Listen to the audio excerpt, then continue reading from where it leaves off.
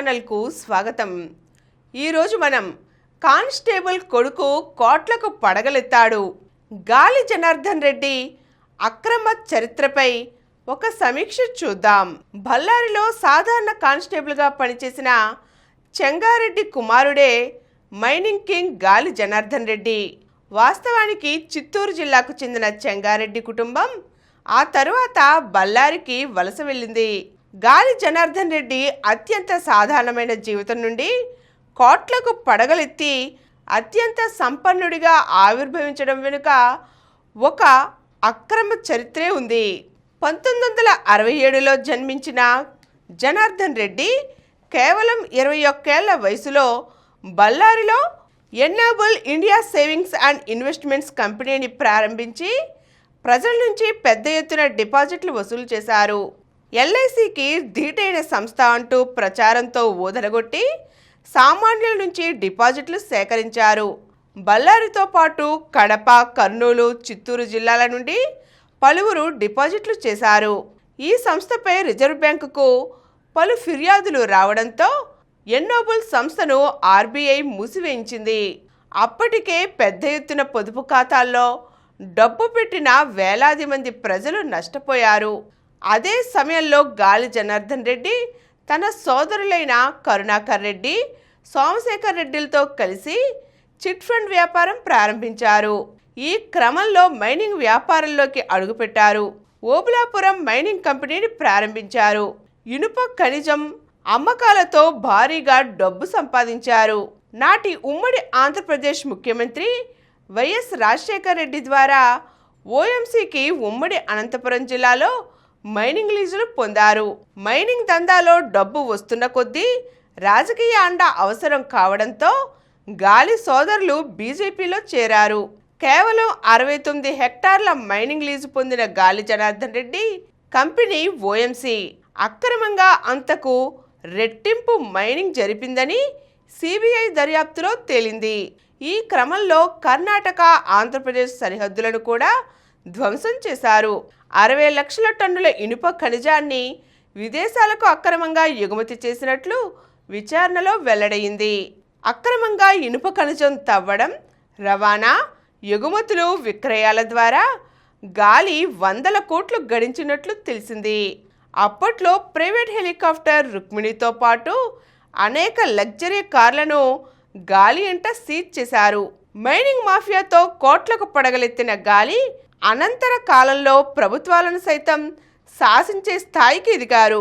అప్పట్లో అనంతపురం డిఎఫ్ఓగా పనిచేసిన బిశ్వాస్ తన నివేదికలో 700 కోట్ల విలువైన ఇనుప ఖనిజాన్ని ఓఎంసీ తరలించినట్లు నివేదిక ఇచ్చారు. ఆయనపై కూడా అక్రమ కేసులు బనాయించే ప్రయత్నం చేశారు. అప్పటి ఏపీ ముఖ్యమంత్రి వైఎస్ రాజశేఖర్ రెడ్డి అండదండలతో అక్రమ మైనింగ్ నిర్వహించి కోట్లు కొల్లగొట్టినట్లు ఆరోపణలు వెల్లువెత్తాయి. ఓబులాపురంలో గాలి జనార్దన్ రెడ్డి అక్రమ మైనింగ్ను పరిశీలించేందుకు 2007 జూలైలో ఉమ్మడి ఏపీ టీడీపీ నేతల బృందం ఓబులాపురానికి వెళ్ళింది.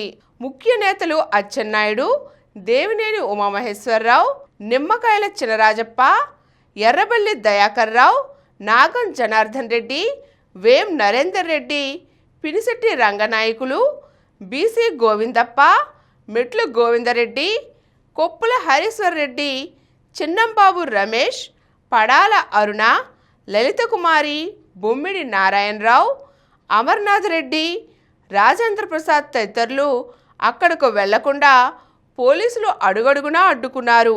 వారు ఆందోళనకు దిగడంతో అరెస్ట్ చేశారు. అనంతపురం జిల్లా డి హరిహాల్ పోలీస్ స్టేషన్లో కేసులు నమోదు చేశారు. ఆ కేసులను విజయవాడ ప్రజాప్రతినిధుల కోర్టు ఈ ఏడాది మార్చిలో కొట్టివేసింది. 2001-2 సంవత్సరంలో కేవలం 10 లక్షల పెట్టుబడితో ప్రారంభమైన ఓబులాపురం మైనింగ్ కంపెనీ అక్రమ ఖనిజ తవ్వకాలు, ఎగుమతులతో 6-7 ఏళ్లలోనే ఏకంగా సుమారు 3000 కోట్లు ఆర్జించినట్లు ఆరోపణలు ఉన్నాయి. కర్ణాటక, ఆంధ్ర సరిహద్దుల్లో మైనింగ్ మాఫియాను గాలి జనార్దన్ రెడ్డి నడిపించారు. అనంతపురం జిల్లా రాయదుర్గం నియోజకవర్గం డి హీరేహాల్ మండలంలో 6 గన్లు ఉండగా వాటిలో 5 ఓఎంసీ ఆధీనంలోనే ఉన్నాయి. బళ్ళారి ఐరన్ ఓర్ ప్రైవేట్ లిమిటెడ్కు చెందిన 27.12 హెక్టార్లు, ఓఎంసీ 1 25.98 హెక్టార్లు, అంతరగంగమ్మ కొండలో ఓఎంసీ 2లో 68.50 హెక్టార్లు, ఓఎంసీ 3లో 39.50 హెక్టార్లు, అనంతపురం మైనింగ్ కంపెనీలో 6.5 హెక్టార్లు, వై మహాబలేశ్వరప్ప అండ్ సన్స్లో 20.24 హెక్టార్లను ప్రభుత్వం గనుల లీజుకు కేటాయించింది. వీటిలో Bellary iron ore private limited company తప్ప మిగిలినవన్నీ ఓఎంసీ ఆధీనంలోనే ఉన్నాయి. అంతరగంగమ్మ కొండలోని లీజు ప్రాంతంలో 29.32 లక్షల మెట్రిక్ టన్నుల ఖనిజాన్ని ఓఎంసీ తరలించింది. అక్కడ నాణ్యమైన ఖనిజం లేదని పక్క ప్రాంతంలోని ఖనిజాన్ని తవ్వి అంతరగంగమ్మ కొండ పేరుతో తరలించినట్లు ఆరోపణలు వచ్చాయి. అటవీ శాఖ అనుమతులు లేకుండానే ఖనిజాన్ని తరలించినట్లు తేలింది. బళ్ళారి ఐరన్ ఓర్కు చెందిన లీజు ప్రాంతంలో చొరబడి 2.5 లక్షల మెట్రిక్ టన్నుల ఖనిజాన్ని అక్రమంగా తవ్వి తరలించినట్లు ఓఎంసీపై ఆరోపణలు వచ్చాయి. ఆ సంస్థ అధికారులకు ఎన్నోసార్లు ఫిర్యాదు చేసింది. కానీ గాలి అండ్ కో ఆ యాజమాన్యాన్ని భయపెట్టి దౌర్జన్యంగా తవ్వకాలు సాగించారు.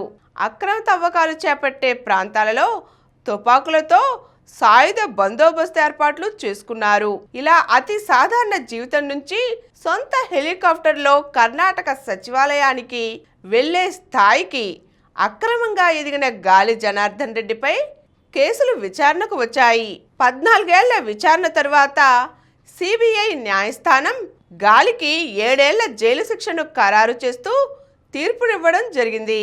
ఈరోజు మనం కానిస్టేబుల్ కొడుకు కోట్లకు ఎలా పడగలెత్తాడో తెలుసుకున్నాం కదండి. మరో చక్కని అంశంతో మళ్ళీ కలుద్దాం. ఈ కార్యక్రమం మీకు ఎంతో నచ్చింది కదా. ఇటువంటి మరిన్ని వీడియోల కోసం అనతి కాలంలోనే 20 కోట్లకు పైగా వ్యూస్ సాధించిన సమరం ఛానల్ సమర్పించు సమరం ప్రగతి ఛానల్కు సబ్స్క్రైబ్ చేయండి, లైక్ చేయండి, మీ ఫ్రెండ్స్కి షేర్ చేయండి. అలాగే ప్రక్కనున్న గంట సింబల్ని ప్రెస్ చేయడం మర్చిపోకండి.